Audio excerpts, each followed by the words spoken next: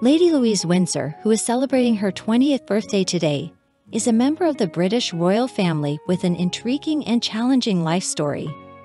Born to the Duke and Duchess of Edinburgh, Lady Louise has largely remained shielded from the prying eyes of the public.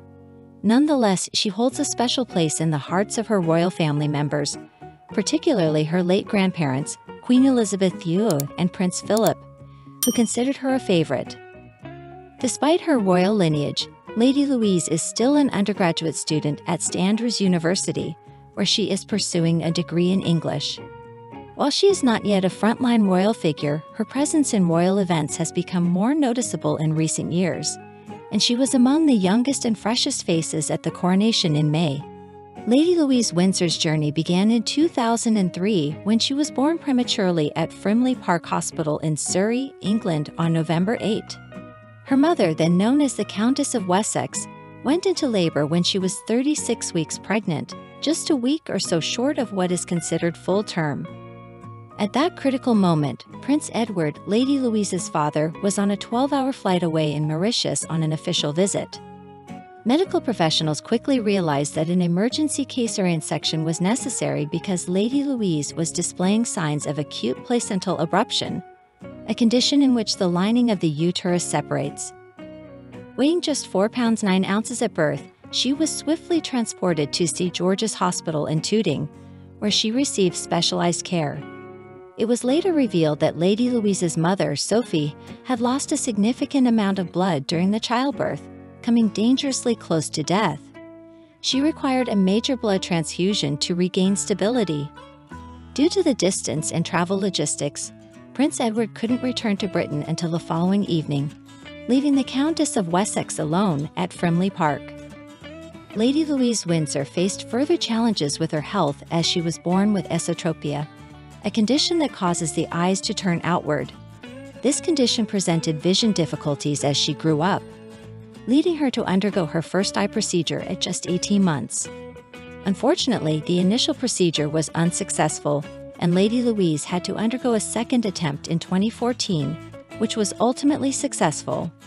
Her baptism took place in the private chapel at Windsor, with godparents including Lady Sarah Chatto and Lord Ivar Mountbatten. Her choice of surname brought immense pride to her grandfather, Prince Philip, as she became the first royal to officially carry the surname Mountbatten Windsor. This allowed Philip's cherished surname, Mountbatten, to continue into the future of the royal family. Lady Louise Windsor shares a unique bond with her late grandfather, the Duke of Edinburgh, who sparked her passion for carriage driving. After Prince Philip's retirement, he had more time to indulge in his love for carriage driving, a pastime he had enjoyed since the 1970s. He raced carriages in Norfolk and represented Britain in numerous world and European championships. Duchess Sophie, Lady Louise's mother, revealed that Prince Philip was delighted when his granddaughter expressed interest in carriage driving. She spoke of his encouragement, saying, "My father-in-law was always so good at encouraging. He was really encouraging of Louise." So when she not only said, "Please can I have a go," but then showed a flair for it, he was just brilliant with her. In 2019, the Duke and Duchess of Sussex, Harry and Meghan, followed Lady Louise's example by naming their first child Archie Mountbatten Windsor, further solidifying the significance of this distinguished surname within the royal family.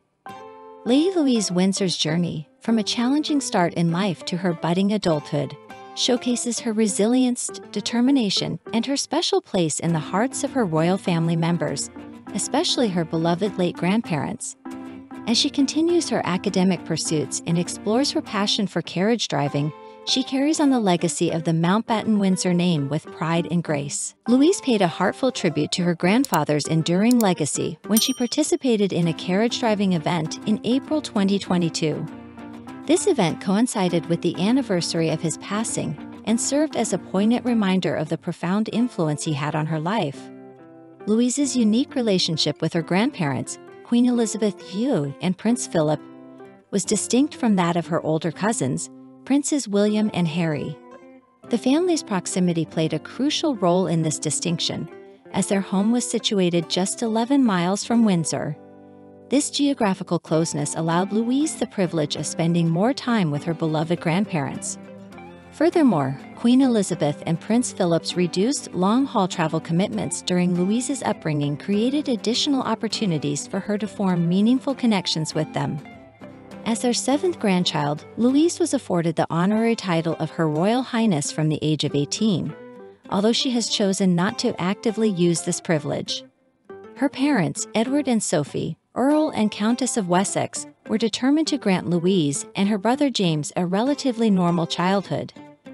This approach included ensuring they had the opportunity to cultivate friendships at school and engage in extracurricular activities like any other children their age. Despite largely being shielded from the public eye, Louise made her first significant appearance at the age of 9 when she served as a bridesmaid at the wedding of Prince William and Catherine, the Duke and Duchess of Cambridge, in 2011. In a more recent royal wedding, Louise and James played important roles as special attendants at the nuptials of Princess Eugenie and Jack Brooksbank in October 2018. Subsequently, Louise accompanied her parents on various public engagements, becoming more visible within the royal family. This heightened visibility occurred following significant developments, such as the Duke and Duchess of Sussex's departure from their royal duties in 2020 and Prince Andrew's subsequent withdrawal from public life. Notably, Louise played a central role in the Platinum Jubilee celebrations, marking her active participation in celebrating her grandmother's extraordinary reign. She joined her parents in attending the Commonwealth Games and made a successful television debut in a documentary dedicated to her beloved grandfather, the Duke of Edinburgh. As part of her education, Lady Louise attended St. George's School, Windsor Castle, before progressing to St. Mary's School, Ascot, for her secondary education. There, she pursued a well-rounded curriculum, including subjects like politics, English, history, and drama at the A level. In a surprising revelation, it was disclosed that Louise had worked part-time at a garden centre during the summer, earning a modest wage of £6.63 per hour. This endeavor preceded her departure for university in the autumn. Louise commenced her academic journey at St. Andrews in September 2022, only 2 days prior to the passing of her grandmother, Queen Elizabeth. Following the Queen's demise, she traveled north to Balmoral to be with the rest of the royal family during this challenging period. A few days later, Louise and James joined their cousins in a solemn vigil around Queen Elizabeth's coffin. On May 6, she attended the coronation of King Charles in the company of her father, Prince Edward, Duke of Edinburgh, and her mother, Sophie, Duchess of Edinburgh. Her attire and elegant wavy hairstyle received much acclaim during this significant royal event. In conclusion, Lady Louise has seamlessly integrated herself into the royal family while pursuing her education and part-time work. She continues to honor her grandparents' legacy through her public engagements and her steadfast presence during pivotal moments in the royal family's history. Dear friend, if you like everything new about the royal family and don't want to miss all the novelties, subscribe to our channel and like it. By doing so, you take part in our development. We work for you.